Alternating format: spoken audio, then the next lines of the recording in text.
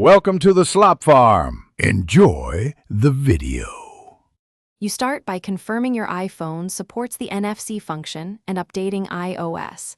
This matters because system access and tag types depend on software. Once done, install a trusted NFC app if you plan to write tags, and open it so permissions can be granted. Make sure Bluetooth and location are enabled only if the app requests them.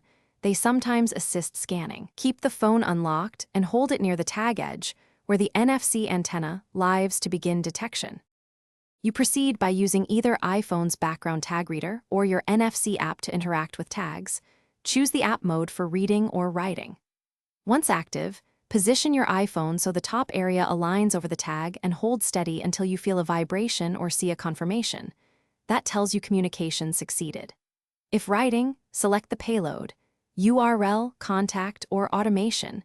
Enter the content carefully and decide whether to lock the tag. These choices affect reuse and security. You finish by testing the tag repeatedly and triggering the intended action, such as opening a website or running a shortcut, because intermittent success can hide problems.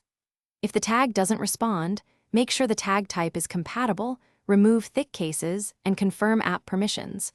Also try a different tag to rule out a bad chip. If writing fails, reformat only as a last resort and keep backups of content and settings, since locking a tag is irreversible in many cases. Thanks for watching. Consider subscribing if we helped you today.